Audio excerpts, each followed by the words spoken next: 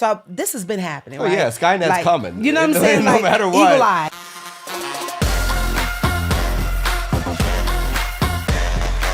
Good morning, guys. This is David Adams with the Elation podcast. How are you? Today we're with Tonya Boyd-Cannon. How are you? I am well. Thank you so much for having me. Absolutely. It's good to have you here. I love your outfit. Thank you. All in silk. Yeah, listen, I love relaxing. So I was like, I want to be comfortable. So I was like, what better way to just put on something comfy? Start the new year, Yeah. be comfy, huh? Yeah, that part. Absolutely. Absolutely.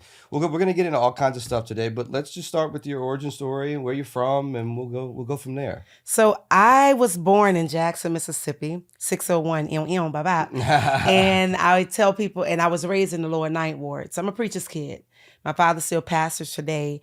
And I grew up traveling with him, and he was assigned to pastor a church here in New Orleans in 1990. And once we came here, I never left. That's awesome. So, yeah. That's awesome. I love Mississippi too. Yes. Yeah, we had a place in Poplarville for a while. Okay. Yeah. Okay. So we spent some time up there. Mississippi is very sacred. Mm-hmm. It's something about that red clay, that energy. So yeah. I agree. Yeah. I agree. No, I love it. I love that state.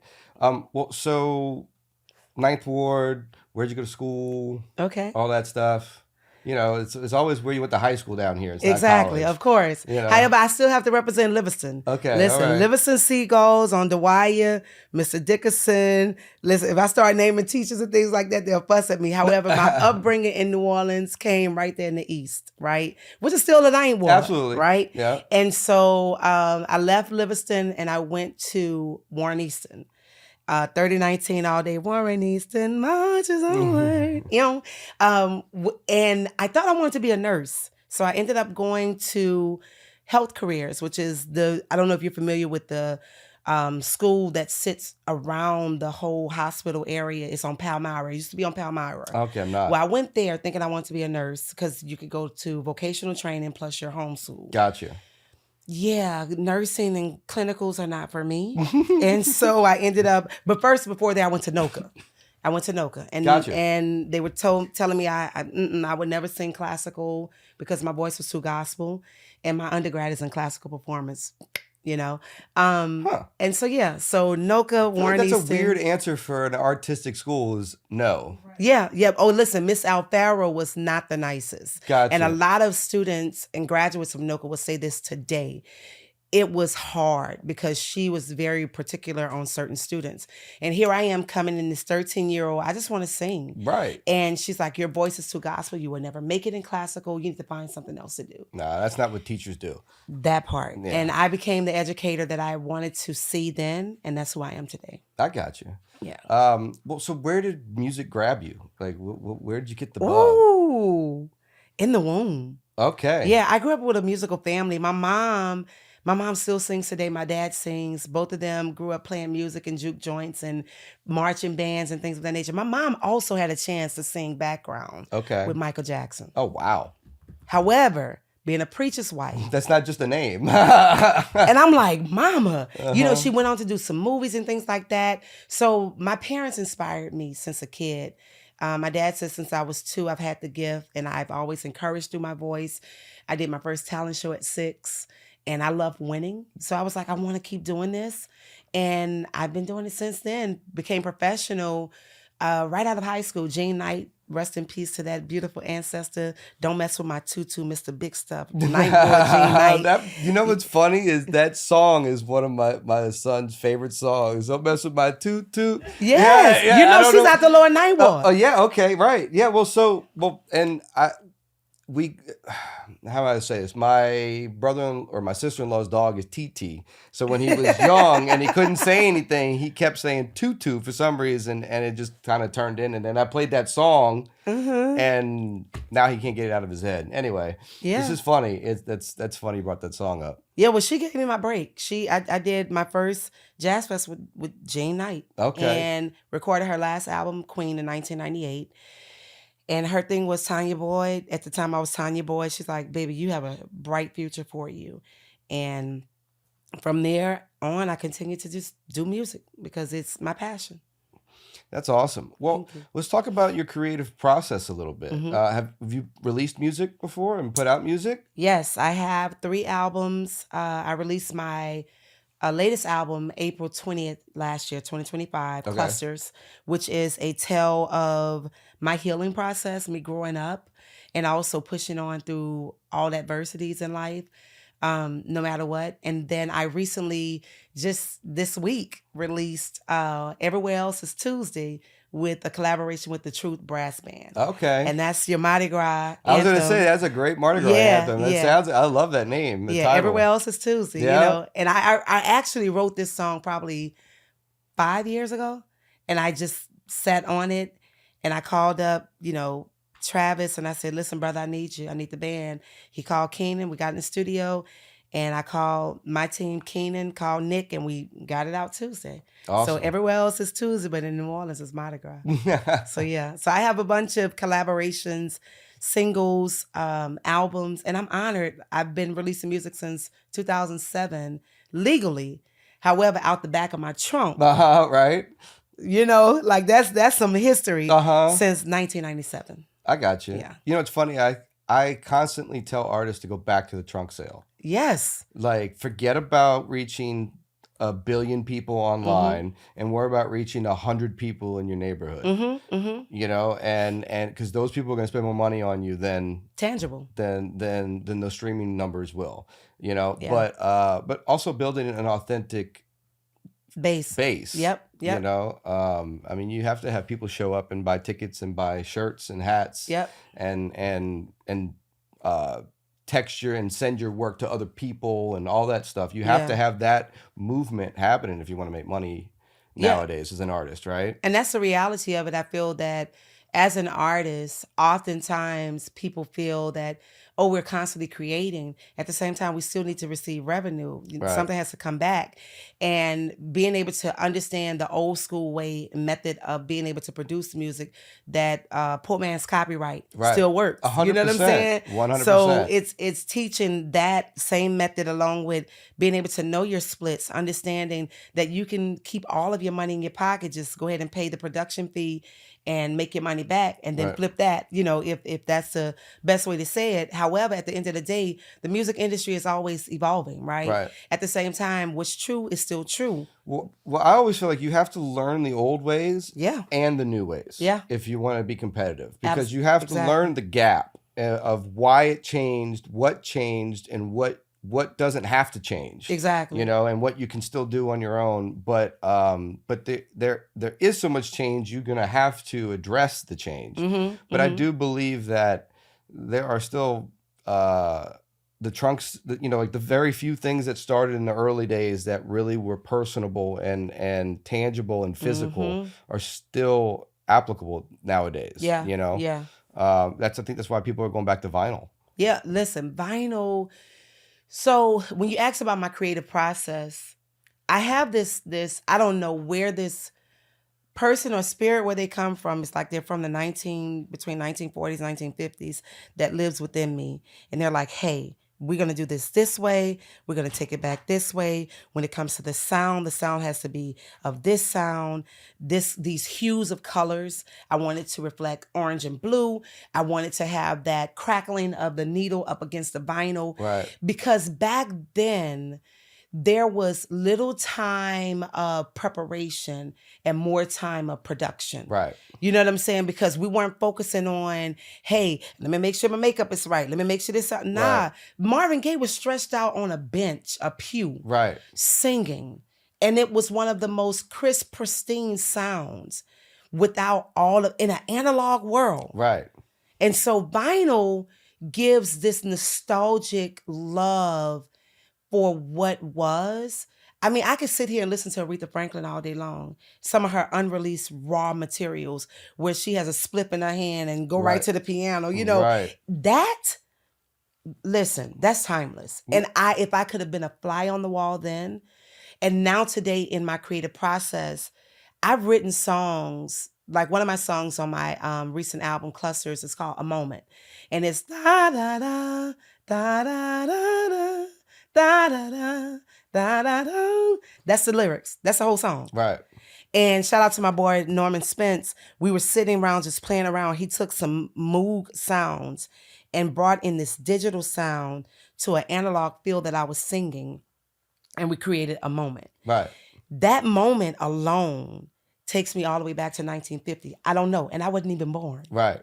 So it's that spirit in the vinyl that still lives present. So I feel like every time someone puts a vinyl record on a record player, you are invoking the spirits of those who paved the way for us to still hear that sound and respect what they did. Right, then. 100%. Well, the warmth that gives it, but also in my opinion, the imperfections are the most creative parts. Absolutely. You know, I remember when I first started doing music, a friend of mine, an engineer, had a Pro Tool session of Michael Jackson.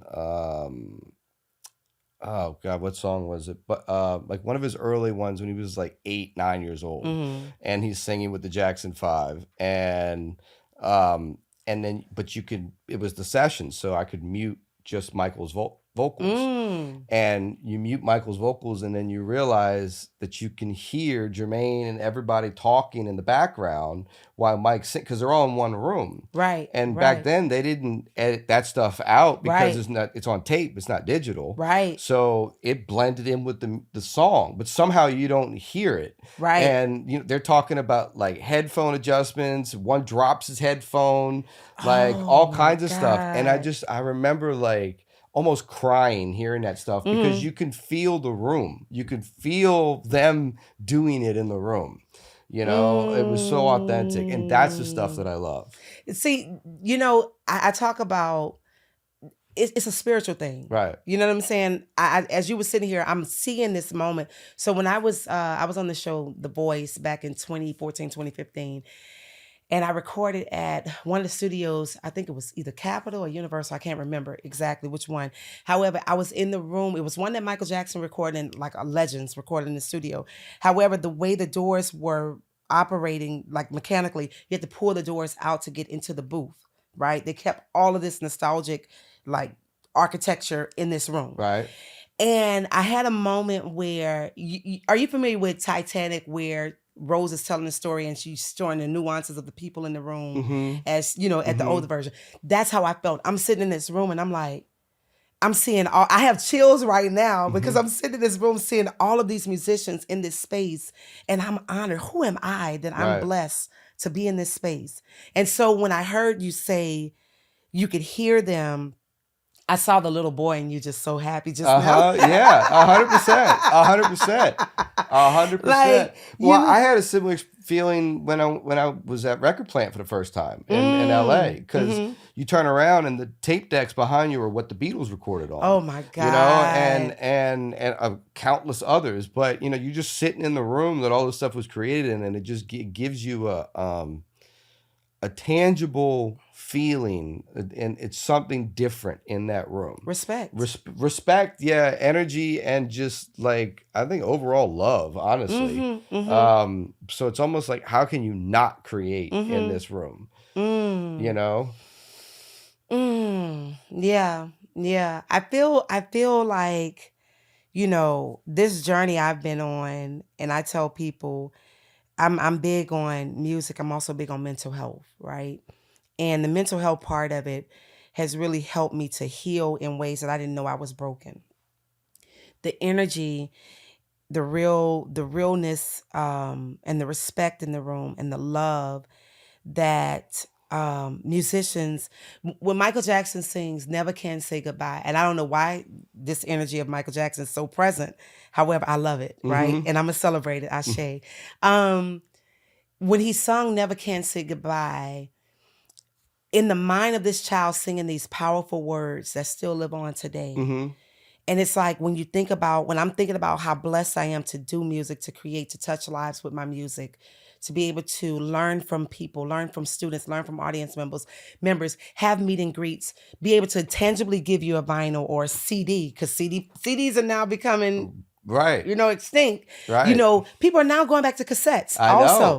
Yep. Especially in the rock world, it's huge in the rock world right now. Like in the underground rock world, And I don't think I've seen a cassette player in a long time. I don't even think they're playing it. I just Yeah. think it's a part of nostalgia feel. Like Yeah. it's a part of that merch, you know? Yeah, yeah. That old school multicolor radio player that I used to have, the cassette player, Uh-huh. you know, like all of thank you. First of all, let me say thank you for just having this moment in this conversation of just paying homage to where we've come from and how it's apparent that music continues to evolve while still just touching back Right. where we get everything from, Well, right? it's crazy. We're having this nostalgic moment in the Dolby Atmos mixing room, which is like the new Wow. technology. So we're literally talking about how we love the old school stuff in the new school room. So this is Yeah. about the best you can get on that conversation. A multi-generational conversation. Absolutely. Yeah. The speakers are listening to us, right? Exactly. Yeah. And they'll come back and replay everything, you know, Yep. later. Yeah, no, this is beautiful. And I feel like that's part of the creative process when you ask is for me to be oftentimes to be still, listen, Right. and then create from there. So I start often with the sound, and then I write lyrics, and then vice versa. So it all depends on what the energies are saying at the moment, spirits are saying, and that's how I create. Got you. Yeah, well, I was going to ask you, do you like writing songs first before you get in the studio with people, or do you like writing on the spot in the moment? Oh, it all depends. And you know, here's the thing. Rick Nazer, bless Rick Ashe. Rick Nazer used to have a studio out in Metairie called Festival Recording. Did that just move? It did. Okay, Rick. Yep. All right. Come on, spirits. I love it. Y'all. Rick, listen, Rick, I laugh because to this day, we were recording, doing some work with some other clients. And I told Rick, I said, I have this thing where I have to go under the table when I'm working or writing. Like that's how I process, and I write from there. So I can hear the sound. I need to go under the table so I can write what I'm feeling at the moment, because that's how it comes to life. Gotcha. And so Rick, we were in the studio and we were recording one of my songs in New Orleans that I wrote. I wrote in New Orleans over 10 years ago. And Rick go, hoo-hoo! Girl, I'm gonna mix this thing down and turn it around. Change that lyric right there. Rick took my lyrics and he fused it to almost like mash it up. Mm-hmm. So it was like, so I took a break to get a bite to eat. Stopped at Verdi Mart, such a great treat. Grab a little snack from New Orleans when you ate. Stopped over to the square. It's the way he mixed it. So when I'm singing this live, I'm like, thank you, Rick, because he was able to change my way of thinking how to write lyrics in that moment because of the music. Right. So I pay homage to him because it changed my whole process. It depends on the energy, like what's happening in the moment, how I'm feeling in the moment as well, and just going from there. Gotcha. Yeah. Gotcha. Well, let's talk about your vocal music shop. Yeah, my vocal music workshop. So shout out to the Jazz and Heritage Foundation, Heritage School of Music. I was approached by Scott Aegis and Kia at the time about doing a vocal music workshop for kids in the city. And we're going on 10 years. Wow. Because we noticed that children wanted to sing, however, parents didn't have transportation or their just way of getting them to us was hard. Gotcha. So they partnered with Nord at the time to bring this program to life. And we auditioned kids. We started off with probably 8 to 10 kids. Now we are about at 150 kids who've gone through the program and who are now either in college, who've graduated college. And this program basically breaks down teaching children to become artists. And what does it look like to be an artist? What does it look like to be a musician? What does that musicianship feels like? And it also teaches, they become students while I also become the student to them as they teach me how to teach them. Right. So I've learned through this vocal music workshop, I teach artist development. I teach, we do teach some theory. We also teach overall life skills. You know, who are you as a person? Because everybody wants to be a musician. At the same time, who are you as a person? Right. How do you deliver? You know, that's one of those conversations when people come up to me, it's like, you're the same person online. You're the same person on my social media feed. Oh my God. And I'm like, what else can I be? Because everybody else is taken. Right. Right. And so it's teaching them that you can have the most beautiful voice. However, if your attitude stinks, Nobody want to work with you. Right. And so it's teaching them how to be a well-rounded musician, learn how to work with other musicians, be open to learning something new, and also be prepared to get on stage, how to hold the mic, don't cuff the mic. Right. You know what I'm saying? You're not a rapper. You're not anything that causes you to cuff a mic. And so no offense to any rappers when I say that. However, being able to stand on stage, have audience participation, being able to look in your eyes. Right. One of my secrets I teach is if you're not able to look in the eyes, look at the nose. Right. And so they've learned how to develop that. Now they're able also to speak for themselves. That doesn't sound right. Can you lower the pitch? Can you slow down the tempo? Can we do these things? So now you're understanding the musician language and you become a better, well-rounded artist. Now you go on from working with musicians to now branding deals, being able to be endorsed. And now one of my students, she went from at the age of 7 singing with me. She's done probably 3 shows on BET. She's now working in Atlanta. She's booked for days. Wow. With a major agency in New York. And so these kids are doing things that have inspired me to go back and look at my career and how you guys are doing it. So now it's also a multi-generational conversation. And I keep using that word because as an educator, I've been in the field for over 20 years.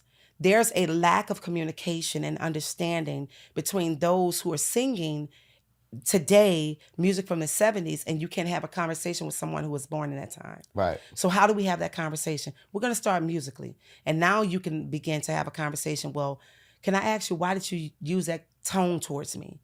So now the conversation becomes more freer because they feel safe. Got you. So that's the vocal music workshop is a safe space for all children to be able to learn to sing from ages 8 to 18. And we're coming up on our auditions this Saturday. And I'm excited to see what they're bringing because each year I set a theme. So we do twice a year. In the fall, our theme was music from the 1960s to the 1980s. So one of my babies gets on stage and she goes, "Sun in the sky, you know how I feel." The audience goes, and they're just frozen. Right. When I tell you she brought ancestor Nina Simone in that place, so they're excited because, and with that being said, this spring their theme is music from the 90s. Gotcha. Yeah. Awesome. Yeah. Awesome. Well, I believe especially music from, early on, 40s, 50s, 60s, I felt like that's all they were doing was having conversations with you anyway, right? Mm-hmm, They're telling the story of what's going on with them or, or in the world. And the whole point of that was for us years later to figure out that moment, right? Mm-hmm. So having conversations with them is it's a good learning experience. It's vital. Yeah. It is major because these kids, you have babies coming out now out the womb singing. They're not singing. Singing and singing are two different things, right? These babies are singing. I'm talking about they're picking up on dance moves, something that will take us a couple of days to learn. Right. They're learning in 5 to 10 minutes. So their attention span for music and what was then is now. It's almost as if these babies that are born now within the last 5 years are babies' energies from the 1930s, right. During the race music era, right? And now these babies are speaking more, freely, and it's all goes back to respect. Right. What does that look like? What does that feel like? And so that whole conversation piece is how do we have a conversation around the music to allow the music to continue to evolve? Absolutely. Yeah. Well, we just touched on it a little bit, but I mean, so how much influence do your kids really have on your music? Ooh. Oh my God. I'm sorry to laugh at that because all I saw was a TikTok. Right. You know what I'm saying? Like right. TikTok was a thing that, from there to the, right. the kid, like I love to dance. So let me just say this. My parents did not allow me to go to dancing school because my dad said I was going to sing for the Lord. And so they would not let me do dance. What a preacher thing to say. A preacher thing to say. Like the daughter of a preacher, And so I dance a lot. And through my dancing, I have been able to reach them to be able to sing, if that makes sense. And that process is backwards, right? Right. If someone wants to know. However, that's the process. And I say that because I work with a lot of kids with different networks. Inspire Knowledge, shout out to them because they're doing a different thing that reaches the kids in that way, right? And so one of the kids comes up and, she's telling me, she's coming at me. I said, girl, you ain't right. What? I said, you ain't now. So I started rapping and singing a song from the early 2000s. She's like, now. I said, go do your research.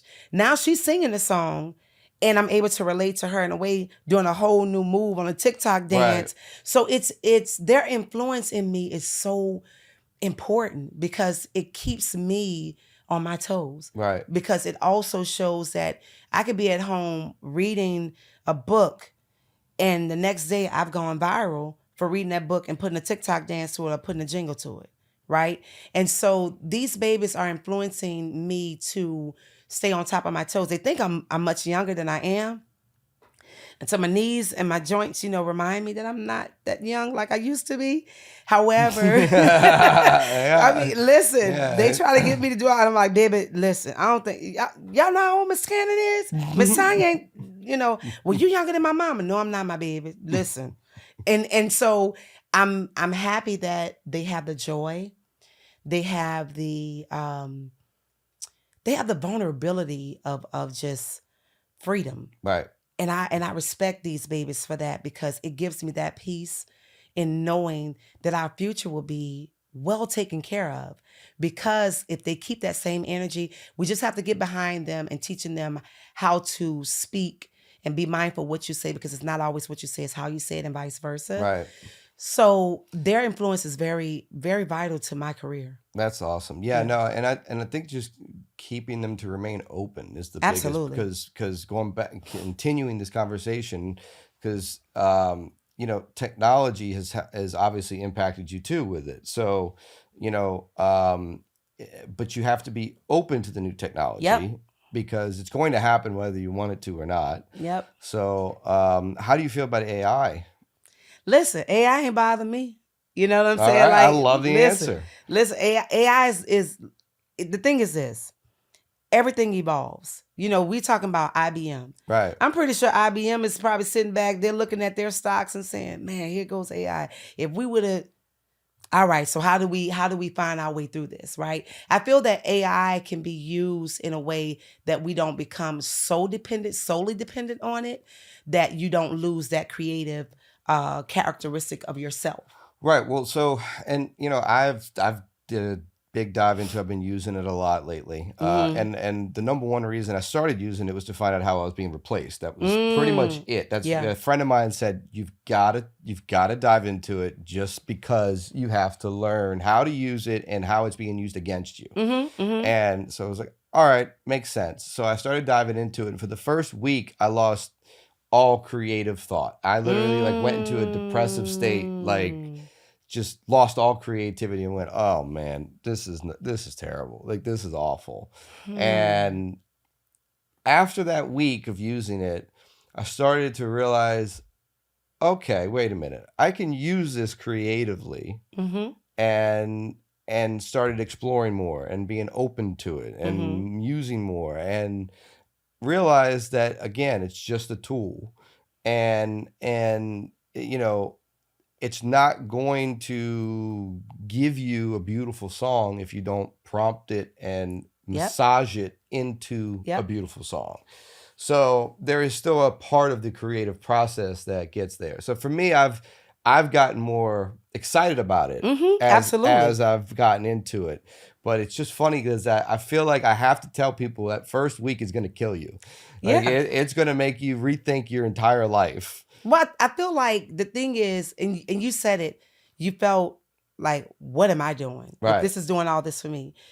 I feel that, and I'm into, alien movies. I'm into sci-fi.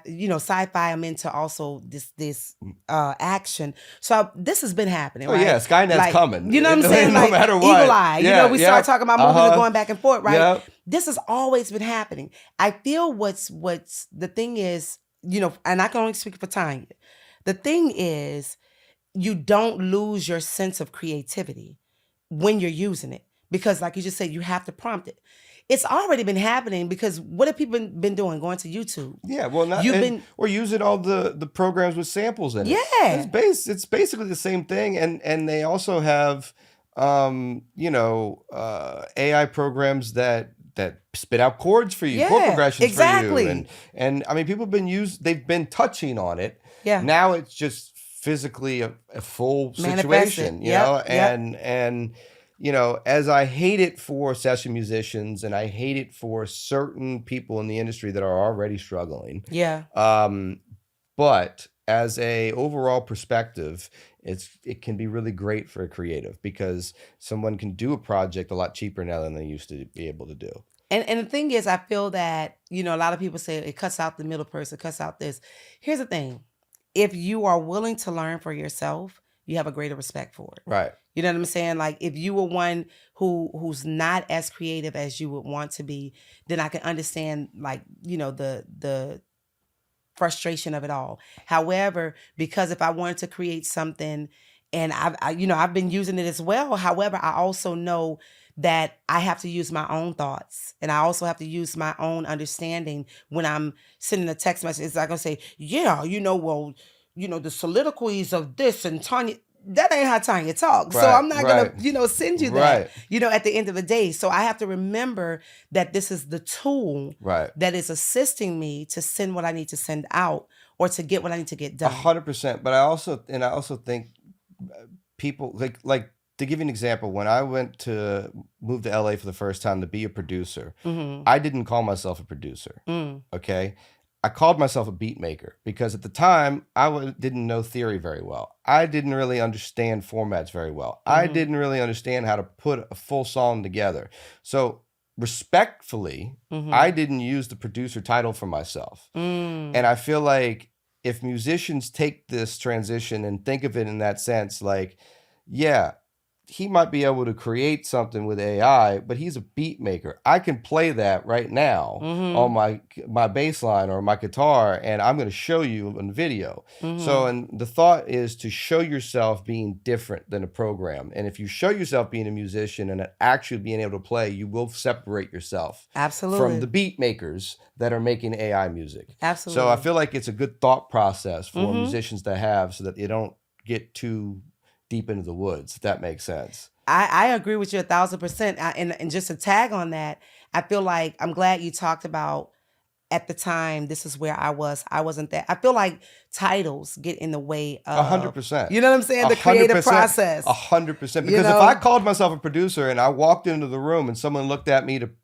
fully produce a song, I'd have been stuck. Yep. So you be careful with your titles. Know your name first. No, 100%, 100%. But that's how you stay in the room. Yeah. You don't overtalk it, and then you find a role for it and you fit it, and that's it. And then if you need AI to help you with it, go ahead. 100%, 100%. Well, if a new artist walked in right now and asked you what was the number one biggest challenge that I'm facing today being a musician, what would you give him? Oh, number one biggest challenge, truth. I feel that truth comes with transparency and authenticity. I feel that in this industry, you can easily get caught up and sucked in and you lose the sense of who you are. Right. And I say this again because a 16-year-old told me this after Katrina, be you because everybody else is taken. Right. And all I can do is be myself. I've seen artists come before me and after me, and I used to feel like, how did they get that? Why isn't this me, right? And I had to have a conversation with myself that, Tonya, you're running your own race, and it's going to take you time. In doing that, you're learning so much. Also, which road do you want to travel? You want to be on a wide road or the narrow road? Right. Put me on the narrow one. And I know who's right there for me to help me get me where I need to be. Because I took the wide one before. Right. And I got distracted. I got everywhere. I did this, I did that. Yeah. So in this industry, you got to have patience and you got to be true to yourself. And also be aware. Right. Because everybody want to be a part of your team. People want to hold on to you. People want to be able to say they did it just because they were with you, and you leave feeling drained and you don't know where to go and replenish. 100%. So, so aim small, miss small, right? Yeah. Aim small, miss small. But I like what you said about truth too, because I feel like back in the day, before social media, as an artist, you could become a character and keep yourself tucked away. I don't feel that can happen anymore. Nope. I feel like artists have to be their authentic self and be willing to showcase that because of social media, because you almost can never be different than what that person you portray is because of how many cameras there are. So if you're portraying a character that you're not, you're going to be outed at some point. Yep. So I feel like that whole part of the music industry is gone. You can't be a character on stage and be someone else. Because everybody got their phone up. Right. Everybody's capturing you. And that's the thing. At the end of the day, when you go home, and this is something I do. Every day when I get home, I always pray. I say, God, if I said something, did something, or thought of something that wasn't of you, please forgive me. Allow me tomorrow to start over and do better. Like, that's a prayer, right? Every day.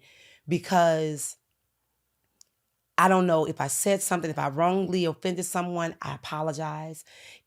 Because I never want anybody to say that Tonya's different when she's on stage and off stage. I have some of my classmates to this day. If you know me as Tonya Boyd, you've been knowing me. Right.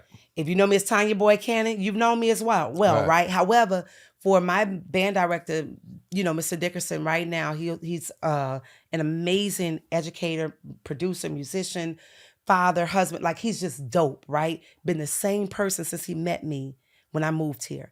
And he'll say, oh yeah, Tonya always been loud. Tonya always been joyful. And Tonya can sing. Right. And Tanya's very caring. Like, he's always said that, and he could say that to this day. Right. And I feel that. But those are real character traits, though. Exactly. It's real. And it makes your music the same thing. 100%. You know what I'm saying? 100%. So, well, so stick true to yourself. So I'll leave you. We'll leave it at this. A story when I met Silk in L.A. When I met Silk the Shocker in L.A. for the first time. We hung out all day. He booked the studio for a music video shoot, and he shot his music video in the studio. And then afterwards, we hung out and talked because he found out I was from New Orleans. So anyway, this was 11 years ago now. God. The last thing he said to me before he walked out the room was he shook my hand and he goes, "Don't go Hollywood on me." And he walked out. And as small of a little moment that was, it hit me because I was new to LA. So like, that was a moment like, okay, this is a dude from New Orleans. We just hit it off. We're going to do business together. All this stuff. And the last thing he leaves me with on the first day of meet is, "Don't go Hollywood." Obviously, that means something, So I took it from there. You got to stay yourself, because the music industry will manipulate you if you let it. And see the signs. Yeah. See the signs, because you can go down the wrong path. Yeah. But any vocal workshops coming up, or anything you'd like to say it's coming up and tell your fans? Yes, so auditions for Vocal Workshop Heritage School of Music, Saturday, December 10th, 11 a.m. Make sure you register. Go to jazzandheritage.org and register. Also, please download, stream, purchase. Everywhere else is Tuesday, because we're coming up on Mardi Gras, and I need y'all to be streaming that. Send it to your people all over the world. Listen, while everybody else is at work, we're celebrating Mardi Gras. No, absolutely. Yeah. So download clusters as well. We Fat Tuesday drinking, right? What? Water.